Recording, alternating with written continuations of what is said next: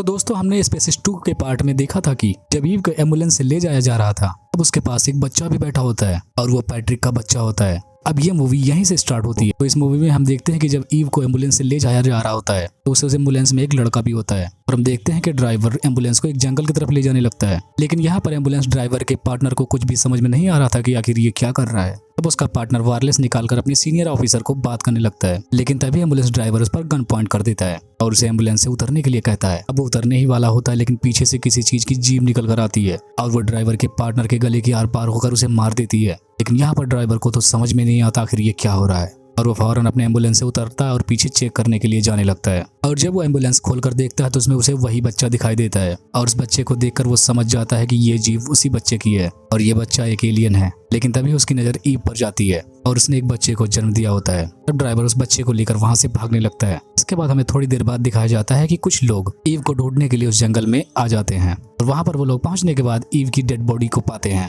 अब उनका बॉस उस डेड बॉडी को देखकर उसे जलाने के लिए कहने लगता है। अगले सीन में हमें एक प्रोफेसर को दिखाया जाता है जो कि एक कॉलेज में बायोकेमिस्ट्री पढ़ा रहा होता है और उसका नाम डॉक्टर एबॉट होता है। और यहाँ पर हम जान पाते हैं कि ये वही आदमी है जो ईव के बच्चे को लेकर भाग गया था। लेकिन यहाँ पे हम पता पाते हैं कि ये एक प्रोफेसर होता है। लेकिन यहाँ पर हम सोचते हैं कि अगर ये एक प्रोफेसर है तो वो ईव की बच्ची को जो कि एक एलियन होती है उसे लेकर क्यों भागा था। अब ये बात हमें आगे पता चलेगी। इसके बाद हम देखते हैं कि डॉक्टर एबॉट कॉलेज को पूरा करने के बाद अपने घर जाता है और यहाँ पहुंचने के बाद हमें एक और राज पता चलता है। यहाँ पर हम जान पाते हैं कि डॉक्टर एबॉट कोई प्रोफेसर नहीं बल्कि एक साइंटिस्ट है और यहाँ पर उसने ईव की बेटी को भी रखा है जिसका नाम उसने सारा रखा है और वो उसे यहाँ पर इसलिए लाया होता है ताकि वो उसके डीएनए से एक एक्सपेरिमेंट कर सके जिसकी मदद से वो इंसानों की उम्र भी एलियन जितनी कर सके। इसके बाद कुछ दिनों के बाद हमें दिखाया जाता है कि बहुत ही बीमार आदमी एबॉट के घर पर आता है और बातों ही बातों में एबॉट को पता चलता है कि ये एक एलियन है और एबॉट इससे पहले भी मिल चुका है। तब वो बताता है कि तुमने जिस एलियन को एम्बुलेंस में छोड़ा था मैं वही लड़का हूँ। तब यहाँ पर एबॉट को पता चलता है कि उसकी तरह और भी एलियंस हैं जो कि किसी बीमारी के चलते मरे जा रहे हैं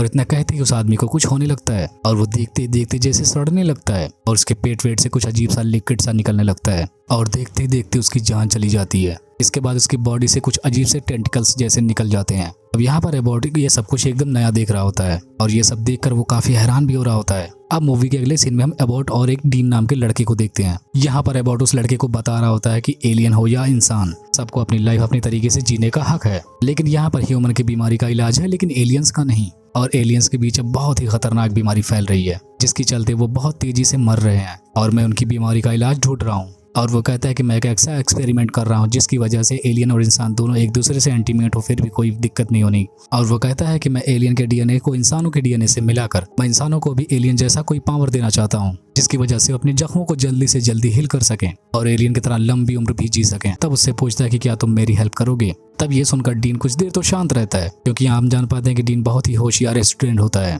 और वो एक प्रोजेक्ट पर काम भी कर रहा होता है जिसका नाम एक्सपेरिमेंटल पावर प्लांट होता है। और यहाँ पर ये बहुत अमीर भी नहीं होता और एक्सपेरिमेंट के दौरान इसके पैसे भी खत्म हो चुके थे जिसकी वजह से डीन को अपना प्रोजेक्ट रोकना पड़ता है। तो जब यहाँ पर डीन एबॉट को रिप्लाई नहीं करता तो एबॉट डीन को लालच देने की कोशिश करता है। वो कहता है कि तुम अगर मेरी मदद करोगे तो मैं तुम्हारे एक्सपेरिमेंट में पैसे लगाऊंगा, जो भी तुम्हें जरूरत पड़ेगी मैं पूरा करूंगा। तब ये सब बातें सुनकर डीन डॉक्टर एबॉट को हाँ कर देता है। तभी हम सारा को देखते हैं जो कि एक छोटी बच्ची है और उसकी बॉडी में कुछ चेंजेस हो रहे हैं और हम देखते हैं कि उसे दर्द होने लगता है और वो देखते ही देखते कपून में बदल जाती है। इसके बाद हम देखते हैं कि कपून से निकलने के बाद सारा एकदम एडल्ट हो जाती है और वो बिना कपड़ों के डॉक्टर एबॉट के घर में घूम रही थी। अब हम जानते हैं कि सारा बड़ी हो चुकी है तो उसकी पावर और फिजिकल होने की शक्ति भी बढ़ चुकी है। तभी हम देखते हैं कि डॉक्टर एबॉट के सीनियर्स उनके घर पे आते हैं। तब सारा उसे देखते ही उसके साथ फिजिकल होने के लिए उसे फोर्स करने लगती है लेकिन कुछ देर में ही उसे अपने सेंसर से पता चलता है कि इस इंसान को डायबिटीज है। तब यहाँ पर सारा उसके साथ फिजिकल होने से मना कर देती है। अब ये सुनकर डॉक्टर को तो गुस्सा आ जाता है। तब वो सारा को फोर्स करने लगता है।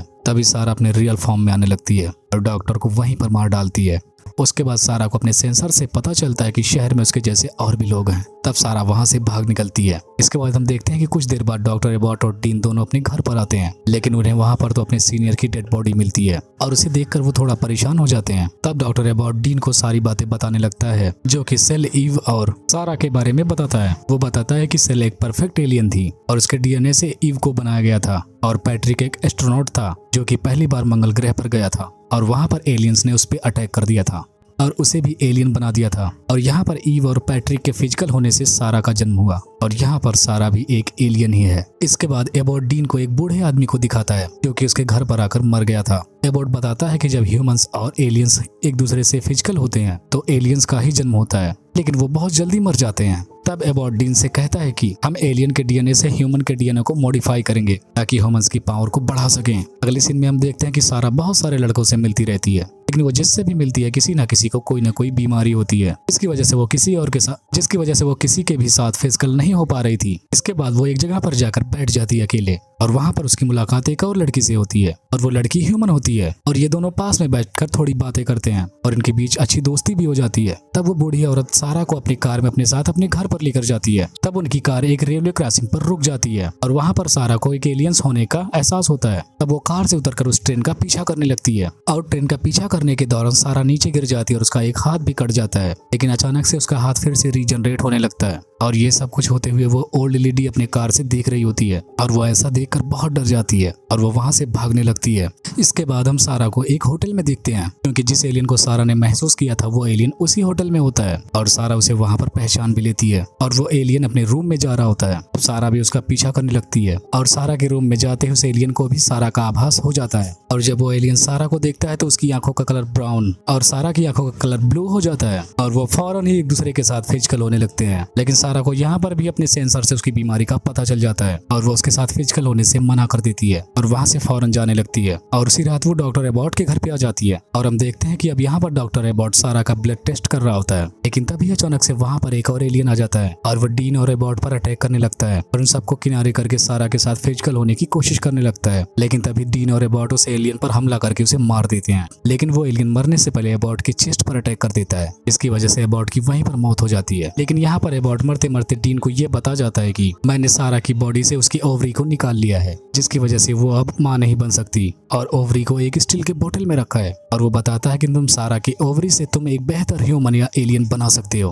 अब यहाँ पर एबॉट और उस एलियन के मरने के बाद डीन उन दोनों की बॉडीज को जला देता है। लेकिन अब डीन यहाँ पर अकेला हो गया था, और यहाँ पर अब डीन को ही एक्सपेरिमेंट को पूरा करना था। लेकिन तभी वहाँ पर सारा भी आ जाती है, और वो उसे बताती है कि डॉक्टर एबॉट के जाने के बाद मुझे बहुत अकेला महसूस हो रहा है, और वो कहती है कि मुझे इस तरीके से नहीं जीना, तो क्या तुम मेरे जैसा मेरा एक पार्टनर बना सकते हो जिसके साथ मैं अपनी जिंदगी गुजार सकूं। लेकिन यहाँ पर डीन उसकी बातों को सीरियसली नहीं लेता। अगले सीन में हम डीन के रूम में हेस्टिन को देखते हैं, जिसे इंटरनेट पर अमेलिया की प्रोफाइल दिखाई देती है, जो कि बायोकेमिस्ट को डेट करना चाहती थी ताकि वो अपनी बीमारी का इलाज कर सके। तब यहाँ पर हेस्टिंग उससे बात करने लगता है, और यहाँ पर डीन की सारी रिसर्च की कॉपी वो अमेलिया को सेंड कर देता है। तब अमेलिया हेस्टिन से मिलने के लिए उसके रूम में आ जाती है। तभी डीन भी वहाँ पर अपने रूम में आ जाता है, लेकिन वो बाहर से ही अमेलिया को देख लेता है, और अमेलिया के मुंह से हाफ ब्रीड की बातें भी सुन लेता है। और यहाँ पर डीन को भी पता चल जाता है कि ये एक एलियन है। तभी यहाँ पर अमेलिया को भी अपने सेंसर से पता चलता है कि उसके अगल बगल कोई और एलियन मौजूद है, और वो सारा ही होती है। इसके बाद अमेलिया हेस्टिन को अपने साथ पर लेकर जाती है, और सारा को भी अपने साथ में लेकर एबॉट के घर जाने लगती है। और वहाँ जाने के बाद वो हेस्टिन को सारा के डीएनए से अपने आप को ठीक करने के लिए कहती है। इसके बाद हम एजेंट वेसेज को देखते हैं, जो कि अमेलिया की साइड पर नजर रख बनाए होता है। तब उन्हें पता चलता है कि अमेलिया एक एलियन है, और ऐसा पता लगने के बाद वो उसकी पूरी जानकारी निकालने लगते हैं। तब उन्हें डीन का एड्रेस मिलता है, क्योंकि वो कॉपी डीन के एड्रेस से भेजी गई होती है। डीन के घर जाने के बाद वेसेज को हेस्टिंग के किडनैपिंग के बारे में पता चलता है। इसके बाद वो हेस्टिंग को छुड़ाने और उन एलियंस को मारने के लिए निकल पड़ते हैं। डीन कहता है कि मैं एक पावर प्लांट पर काम कर रहा हूँ, और उसके अंदर उन एलियंस को जाने के लिए मजबूर करना होगा, और उसके अंदर जाते ही वो एलियंस मारे जाएंगे। अगले सीन में हम वेसेज और डीन को देखते हैं, जो कि एबॉट के घर के बाहर होते हैं, और वो दोनों एबॉट के घर से किसी तरीके से ओवरी और हेस्टिंग को बचा लेते हैं, और वहां से भागकर पावर प्लांट वाली बिल्डिंग में पहुंच जाते हैं। और यहाँ पर सारा और अमेलिया उनका पीछा करते हुए आती हैं। तब डीन जल्दी से पावर प्लांट के ऊपर चला जाता है, लेकिन सारा और अमेलिया वहां भी आ जाते हैं। तभी डीन उस ओवरी को पावर प्लांट के अंदर फेंक देता है, जैसा कि उनका प्लान होता है। लेकिन वहां पर बिल्कुल उल्टा होने लगता है, वो दोनों उस पावर प्लांट के अंदर जाती ही नहीं। लेकिन अब अमेलिया डीन पर अटैक कर देती है, वो उसे बुरी तरीके से मारने लगती है। लेकिन तभी सारा भी अमेलिया पर हमला कर देती है, और ये हम जानते हैं कि सारा एक परफेक्ट एलियन होती है, जिसकी वजह से वो बहुत पावरफुल होती है। और अमेलिया और सारा की लड़ाई में यहाँ पर सारा जीत जाती है। तब वो अमेलिया को उस पावर प्लांट के अंदर फेंक देती है, इसकी वजह से उसकी मौत हो जाती है। इसके बाद हमें अब 3 हफ्ते के बाद का सीन दिखाया जाता है। यहाँ पर हेस्टिंग एबॉट के घर पर जाता है, तो वहाँ पर उसे सारा के साथ एक लड़का मिलता है, और हेस्टिंग उसे देखकर डर जाता है, और वहाँ से भागकर डीन के पास फौरन पहुँचता है। तब डीन उसे बताता है कि इसे मैंने बनाया है, ताकि सारा को कभी अकेलापन महसूस ना हो, और वो किसी अपने के पास ही हमेशा रहे। इसके बाद हम देखते हैं कि जब वो लड़का कुपून से निकल के बड़ा हो गया था, और अब हम देखते हैं कि डीन और हेस्टिंग सारा और उसके पार्टनर को नई जगह पर भेज रहे होते हैं। जहाँ पर वो अपनी लाइफ अच्छे से गुजार सकें। तब सारा और उसके पार्टनर के जाने के बाद हेस्टिंग कहता है कि मुझे तुम पर गर्व है, लेकिन यहाँ पर एक प्रॉब्लम है कि अगर ये दोनों फिजिकल हुए तो उनके बच्चे तो बहुत ही पावरफुल होंगे, और अगर उन्होंने हम पर हमला कर दिया तो हम क्या करेंगे। और हेस्टिंग की ऐसी बातें सुनकर डीन मुस्कुराने लगता है और कहता है कि ऐसा कुछ नहीं होने वाला, क्योंकि सारा कभी भी माँ नहीं बन सकती और उसका पार्टनर भी कभी किसी को प्रेग्नेंट नहीं कर सकता, और ऐसा इसलिए क्योंकि शायद डीन ने ही उसे ऐसा बनाया है। और ये सुनकर हेस्टिंग खुश हो जाता है और ये मूवी इसी को दिखाते हुए यहीं पर एंड हो जाती है।